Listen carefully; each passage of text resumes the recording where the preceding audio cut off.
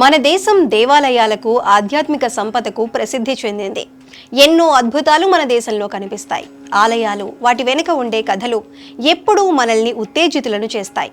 దేవాలయాలకు సంబంధించి రకరకాల సాంప్రదాయాలు, విశిష్టతలు మనల్ని ఒక్కోసారి ఆశ్చర్యచకితుల్ని చేస్తాయి. చిన్న పెద్ద అని తేడా లేదు.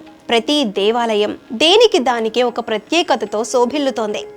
కొన్ని దేవాలయాల్లో జరిపే పూజా విధానాలు మనల్ని ఆకర్షిస్తే, మరికొన్ని ఆలయాల్లో పాటించే ఆచారాలు మనల్ని సంతోషంతో ముంచెత్తుతాయి. ఆధ్యాత్మికతను పెంపొందించే వాతావరణం, ఎప్పటికప్పుడు నిర్వహించే పూజలు మన ఆలయాలకు ఒక ప్రత్యేకతను తీసుకువస్తాయి.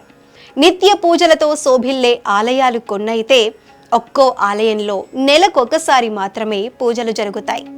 కేరళలోని స్వామి అయ్యప్ప దేవాలయం ఏడాదిలో కొన్ని ప్రత్యేక రోజుల్లో మాత్రమే దర్శనానికి అవకాశాన్ని కల్పిస్తుంది. అలాగే ఉత్తర భారతావనిలో చార్ధామ్ యాత్రలో దేవాలయాలు ఏడాదికి ఒకసారి కొన్ని రోజులు మాత్రమే తెరిచి ఉంటాయి. కానీ మన దేశంలో ఒక దేవాలయం మాత్రం ఏడాదికి ఒక్కసారి, అది ఒకే ఒక్క రోజు కొన్ని గంటల పాటు మాత్రమే దర్శనానికి అవకాశం ఉంటుంది. ఇలాంటి విశిష్ట దేవాలయం ఉత్తరాఖండ్లో ఉంది. ఉత్తరాఖండ్లోని బన్సీ నారాయణ్ ఆలయం హిమాలయాల ఒడిలో ఉన్న దేవాలయం. దాని విశేషాలకు ప్రపంచవ్యాప్తంగా ప్రసిద్ధి చెందింది. ఈ ఆలయ తలుపులు సంవత్సరానికి ఒకసారి మాత్రమే రక్షాబంధన్ రోజున తెరుస్తారు. ఈ కారణంగా ఇది రహస్యమైన, పవిత్రమైన తీర్థయాత్రగా పరిగణిస్తారు. ఈ రోజున ఇక్కడ ప్రత్యేక పూజలు, కార్యక్రమాలు జరుగుతాయి. ఈ రోజున ఇక్కడికి వచ్చి పూజించటం విశేషంగా భక్తులు భావిస్తారు. ఈ రోజున విష్ణువు ప్రత్యేక అనుగ్రహాన్ని పొందటం చాలా ముఖ్యమైనదిగా భావిస్తారు. ఈ రోజున ఇక్కడ చేసే పూజలు, దర్శనం ప్రత్యేక మతపరమైన ప్రాముఖ్యతను కలిగి ఉన్నాయని నమ్ముతారు.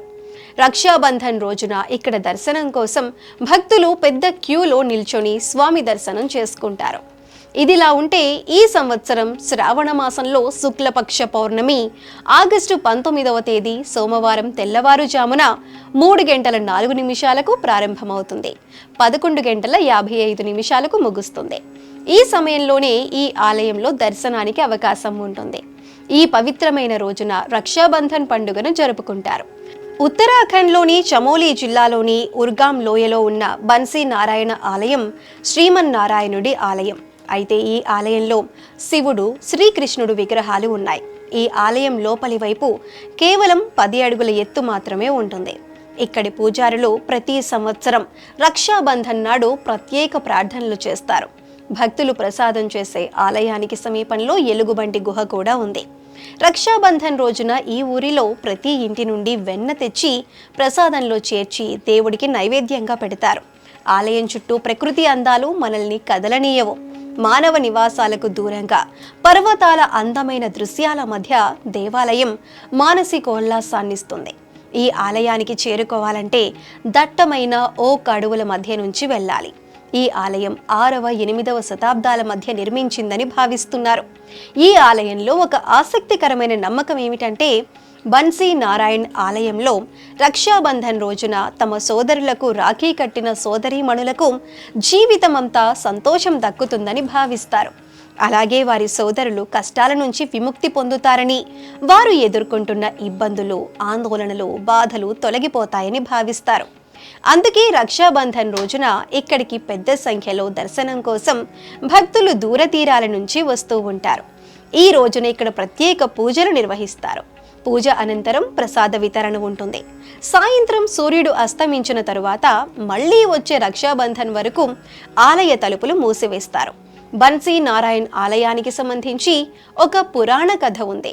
ఈ కథ ప్రకారం విష్ణువు తన వామన అవతారం నుండి విముక్తి పొందిన తరువాత ఇక్కడ ప్రత్యక్షమయ్యాడు. నారద మహర్షి ఈ ప్రదేశంలో నారాయణుడిని ఆరాధించాడని నమ్ముతారు. నారదుడు సంవత్సరంలో 364 రోజులు ఇక్కడ విష్ణుమూర్తిని పూజిస్తూ ఉంటాడు. ఒక్క శ్రావణ పూర్ణిమ రోజున మాత్రమే నారదుడు పూజలు నిర్వహించడు.